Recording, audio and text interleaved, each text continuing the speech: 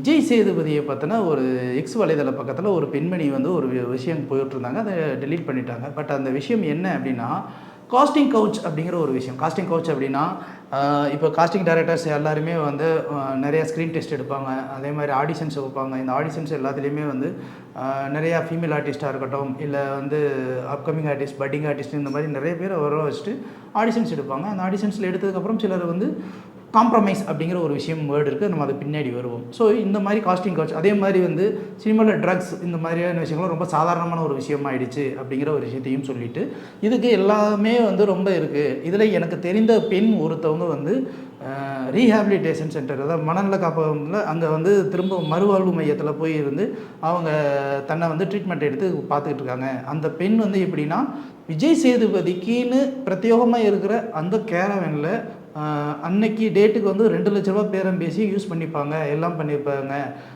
அந்த மாதிரி நிறைய வாட்டி அந்த பெண்ணை வந்து யூஸ் பண்ணதுனால அந்த பெண் இந்த மாதிரியான ஒரு மன உளைச்சலுக்கு ஆளாகி இந்த மாதிரி போயிட்டாங்க அப்படிங்கிற மாதிரியும், அதுக்கப்புறம் வந்து விஜய் சேதுபதி வெளியில் மக்கள்கிட்ட நல்லது மாதிரி பேசுகிறாரு, ஆனால் உள்ளுக்கு வந்து அப்படிப்பட்டவர் கிடையாது, அவர் ரொம்ப மோசமானவர் அப்படிங்கிற ஒரு விஷயமும் போயிடுச்சு. போன உடனே இதுக்கு என்ன ஏது அப்படின்ற பெரிய விஷயங்கள்லாம் வந்து ஒரு பெரிய ஆர்கியூமெண்ட்டாகவே போச்சு. அப்புறம் கமெண்ட்ஸில் வந்து இதுக்கு ப்ரூஃப் இருக்கா, விஜய் சேதுபதி பற்றி நீ எப்படி பேசலாம் அப்படின்ற ஒரு விஷயம் வைரலாக போக ஆரம்பித்த உடனே அந்த பதிவை டெலீட் பண்ணிட்டாங்க. இது ஒரு பக்கம் இருக்கட்டும். விஜய் சேதுபதி தரப்புலேருந்து அவர் ஒரு பதிவு போடுறாரு. என்ன பதிவு போடுறாருன்னா, நான் வந்து எப்படி இருக்கேன், 7 வருஷமாக இந்த பிரச்சனைகளை நான் சமாளிச்சுக்கிட்டு இருக்கேன், பார்த்துக்கிட்டு இருக்கேங்கிறது எனக்கு தெரியும். இந்த பெண் யார் என்னங்கிறது தெரியல. ஏதோ ஒரு விளம்பர நோக்கத்துக்காக தன்னை பிரபலப்படுத்திக்கிறணும், அடையாளப்படுத்திக்கிறணுன்றதுக்காக அவங்க ஏதோ போட்டிருக்காங்க. இதனால் நான் பாதிப்படைய மாட்டேன். என்னை பற்றி எல்லாருக்குமே தெரியும். ஆனால் இந்த ஒரு விஷயத்துக்காக என் குடும்பமும் சரி, என்னுடைய சுற்றி இருக்கிறவங்களும் சரி ரொம்பவே பாதிக்கப்படுவாங்க. ஏதோ ஒரு நாள் அந்த பெண் சந்தோஷமாக இருந்துட்டு போகட்டும். நான் சைபர் கிரைமில் முறையாக குற்றம் கொடுத்துருக்கேன், அது என்னங்கிறத அடுத்து பார்க்கலாம் அப்படின்னு சொல்லி முடிச்சிருக்காங்க. இப்போ நம்மளுடைய நோக்கம் விஜய் சேதுபதி அந்த மாதிரி காஸ்டிங் கோச்சு இந்த மாதிரியான விஷயங்களுக்குள்ள உள்ளே போனாரா இல்லையாங்கிற அனலைஸ் பண்ணுறது நம்ம நோக்கம் கிடையாது. வித்தவுட் ப்ரூஃப் நம்ம எதை வேணாலும் எப்படி வேணாலும் நம்ம கதை கட்டி விட்ற வேண்டிய அவசியமும் நமக்கு கிடையாது.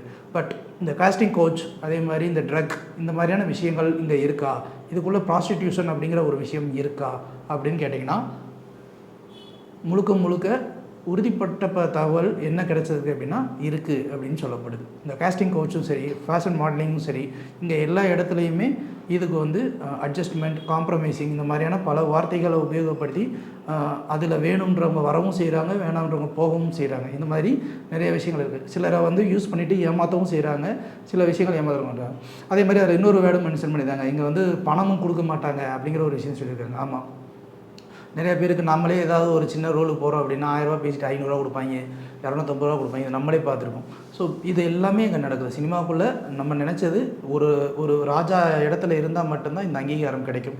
கூஜா இடத்துல இருந்தோம்னா அந்த அங்கீகாரம் முழுசாக கிடைக்காது. கூஜா ராஜாவாகிற வரைக்கும் இந்த போராட்டம் எல்லாருக்குமே தொடரும் தான். இதில் எந்த மாற்று கருத்தும் கிடையாது. ஆனால் இது வந்து ஒரு நடிகர் மேலே முத்திரை குத்தப்படுத்திட்டுருக்கு அப்படின்னு இந்த பெண்மணி ஒன்று போட்டிருக்காங்க. போட்டுட்டு அதுக்கப்புறம் அந்த பதிவை டெலீட் பண்ணியிருக்காங்க. இது அவங்க டெலீட் பண்ணாங்களா, இல்லை சைபர் கிரைமில் குற்றம் சுமத்தப்பட்டதுனால அங்கே டெலீட் பண்ணப்பட்டச்சா அப்படிங்கிறது எனக்கு தெரியாது. ஆனால் ஒரு விஷயம் என்னென்னா, இதற்கு முன்னாடியும் நடிகை ஸ்ரீரெட்டி அவர்கள் அவங்க ஆஃப்னியோடாக வந்து ஒரு போலீஸ் கமிஷனர் ஆஃபீஸ் முன்னாடி நின்று என்னை பல பேர் வந்து வாய்ப்பு வாங்கி தரேன்னு சொல்லி என்னை சித்திரவதை பண்ணி ஏமாற்றி கற்பழித்து இந்த மாதிரிலாம் பண்ணிட்டாங்க அப்படின்னு கதறி அழுதாங்க. நிறைய பேரை பற்றி பேசுகிறாங்க. அவங்க உண்மையாக தானே பேசுகிறாங்க. அவங்கள இன்னும் ஸ்ட்ராங்காக அந்த ஒரு விஷயத்தில் பிலீவ் பண்ணி சொல்லிட்டு தானே இருக்காங்க. பட் அவங்களுக்கு நம்ம யாருமே எந்த ஒரு சப்போர்ட்டும் பண்ணலை, எந்த ஒரு அதை என்கொயரியாக கூட எடுக்கவே இல்லை. அது என்ன ஏதுங்கிறது விசாரிக்கவே படவே இல்லையே. ஏன் அவங்களும் ஒரு சக நடிகை தானே, அந்த நடிகைக்கும் ஒரு முக்கியத்துவம் கொடுத்துருந்துருக்கலாமே. ஏதோ ஒரு பதிவுக்காக, ஏதோ ஒரு விஷயத்துக்காக எங்கேயோ இருக்கிற விஜய் சேதுபதி வந்து அதுக்கு ரெஸ்பாண்ட் பண்ணுறாரு. அன்றைக்கி அவ்வளோ பேசும்போது அதுக்கு எந்த ஒரு போலீஸ் தரப்பும் சரி, வேற்ற யாருமே சரி எதுவுமே பதிவு பண்ணலையே. அப்போது எங்கே தப்பு நடக்குது? இன்னொரு பக்கம் அவங்க தைரியமாக இன்னும் தானே பேசிகிட்டு இருக்காங்க. என்னை ஏமாற்றிட்டாங்கன்றதுக்கு ப்ரூஃப், இதுக்கெல்லாம் எப்படி போய் ப்ரூஃப் கேட்க முடியும்? ஃபஸ்ட்டு ஒரு ஆணும் பெண்ணும் தனிமையில் இருக்கிற இடத்துக்கு ப்ரூஃப் வைக்கணும், நீ சிசிடிவி ஃபுட்டேஜ் தான் வைக்கணும். சிசிடிவி ஃபுட்டேஜ் தான் அது ஃபோனோகிராஃபி மூவி ஆயிரும், அதுவும் தப்பு. இப்போ என்ன தான் பண்ணுறது? இல்லை இங்கே ஏமாற்றிட்டாங்க, ரேப் பண்ணிட்டாங்க, படத்தில் வர மாதிரி சீன் வைக்க முடியுமா? அதுவும் முடியாது. காஸ்டிங் கவுச் அப்படிங்கிற ஒரு விஷயமே என்னென்னா அட்ஜஸ்ட்மெண்ட்டு காம்ப்ரமைஸு. உனக்கு நான் அந்த காந்த கண்ணாடி உனக்கு மினிஸ்டரில் இடம் வாங்கி தரேன்னு சொல்லி கவுண்டமணி சார் சொல்கிற மாதிரி சொல்கிற ஒரு விஷயந்தான். அது நடக்கும் நடக்காதுங்கிறதுலாம் வந்து காலத்தையும் நேரத்தையும் அவங்க செலவு பண்ணுற பணத்தையும் இவங்க அட்ஜஸ்ட் பண்ணுற இடத்தையும் பொறுத்தது. இப்போ இந்த இடத்துல வந்து எப்படி ப்ரூஃப் கேட்குறது? முடியாது. அப்போ அவங்க சொல்கிற ஒரு விஷயம் எந்த அளவுக்கு உண்மையாக இருக்குது பொய்யா இருக்குது. ஏதாவது ஒரு டெஸ்ட் இருக்குல்ல, டிஎன்ஏ டெஸ்ட் இருக்கும், சீமன் டெஸ்ட்டு, ஏதோ ஒரு டெஸ்ட் இருக்கு இல்லையா, ஏதாவது ஒரு டெஸ்ட் இருந்தால் அதை வச்சு அனலைஸ் பண்ணலாம்ல. அது இல்லையா? இன்றைக்கி எத்தனையோ தொழில்நுட்பங்கள் வளர்ந்துருக்குல்ல, அதை வச்சு ஏதாவது கொண்டு கண்டுபிடிச்சிருக்காங்களே. இல்லை அவங்ககிட்ட ஒரு ஃபோட்டோஸ் இருக்கா, இது இருக்கா, ஃபோட்டோஸ் வச்சு மட்டுமே டிசைட் பண்ணிட முடியாது. ஸோ நீங்கள் எக்ஸாக்டாக கேட்குறீங்க அப்படின்னா அதுக்கு வந்து ஒரு மெத்தடாலஜி இங்கே இல்லை. அதுதான் முதல் விஷயம். ஒருவேளை ஒரு மெத்தடாலஜி இருக்குது அப்படின்னா இங்கே இந்த பிரச்சனை வராது. அதே மாதிரி தான் இன்னும் ரொம்ப முக்கியமான ஒரு விஷயம் பேசணும் அப்படின்னா, பாடகி சுச்சி லீக்ஸு அப்படின்னு சொல்லிட்டு நிறைய விஷயங்கள் பேசினாங்க. கடைசியில் அவங்கள மென்டல்னு சொல்லி அனுப்பிச்சிட்டு பாம்பேயில் அவங்க 9 to 6 ஜாபு வேலைக்கு போகிறாங்க. ஒருவேளை அவங்க சொல்கிற ஒரு விஷயங்களை காது கொடுத்து கேட்டு இது உண்மையாக இருக்குமா பொய்யா இருக்குமா அப்படின்ற ஒரு விஷயத்தை காது கொடுத்து கேட்டு அதில் எது உண்மை எது பொய் அப்படிங்கிற ஒரு விஷயத்தை அனலைஸ் பண்ணி இருந்திருந்தாங்கன்னா பிரச்சனை இருக்கும். மேபி எல்லாரும் போலீஸ் தரப்புலேருந்து ஒரு கேள்வி கேட்கலாம், எங்களுக்கு முறைப்படி புகார் வராமல் நாங்கள் என்ன பண்ணுறது அப்படின்னு கேட்கலாம். ப்ரீமா வயசு இல்லாமல் நாங்கள் எப்படி ஸ்டெப்ஸ் எடுக்கிறதுன்னு ஒரு ரூல்ஸ் பேசலாம். இங்கே எல்லாத்துக்குமே ப்ரீமா வயசு வேணும், எல்லாருக்குமே முறைப்படி புகார் வேணும் அப்படின்னு சொல்லி யோசிக்கிறோன்னா நிறைய நீதிமன்றங்கள் தானாக முன் வந்து வழக்குகளை எடுக்கும் அளவுக்கு நம்ம சட்டம் எந்த அளவுக்கு இருக்குது அப்படிங்கிறத நம்ம தெரிஞ்சுக்கிறணும். அந்த அளவுக்கு தான் இங்கே சில விஷயங்கள் நடந்துகிட்டு இருக்குது. சில பேர் வந்து சொல்கிறாங்க அப்படின்னா அது உண்மையோ பொய்யோ அனலைஸ் பண்ண வேண்டியது ரொம்ப முக்கியமான ஒரு விஷயம். இந்த காஸ்டிங் கவுச்சில் இவ்வளோ விஷயங்கள் நடந்துகிட்டு இருக்குது அப்படிங்கிறது ஒரு விஷயம்.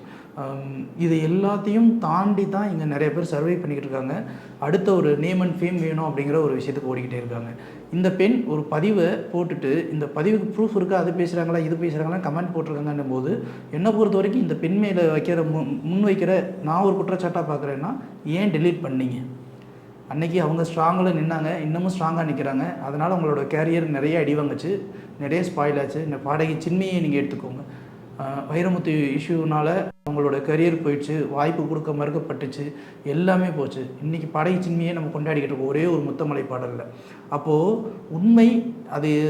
உண்மை நிரூபிக்கப்பட்டாலும் சரி நிரூபிக்கப்படாமல் இருந்தாலும் சரி, ஏதோ ஒரு இடத்துல யாரோ ஒருத்தங்களுக்கு அது உண்மைன்ற நம்பக்கூடிய நம்பகத்தன்மை வேணும் அப்படின்னா நீங்கள் சொல்கிற கருத்தில் ரொம்ப ஸ்ட்ராங்காக ஸ்டாண்ட்ஸில் நிற்கணும். அப்படி நிற்கலை அப்படின்னா நீங்கள் ஏதோ மேம்போக்குத்தனமாக ஒரு விஷயத்த விளையாட்டுத்தனமாக ஒரு விஷயத்த பண்ணுறீங்க அப்படின்னா அது அவங்கள மட்டும் பாதிக்காது, ஒட்டுமொத்த சூழ்நிலையும் சரி ஒட்டுமொத்த சமூகத்துக்கும் தப்பான ஒரு உதாரணம் ஆகிடும்.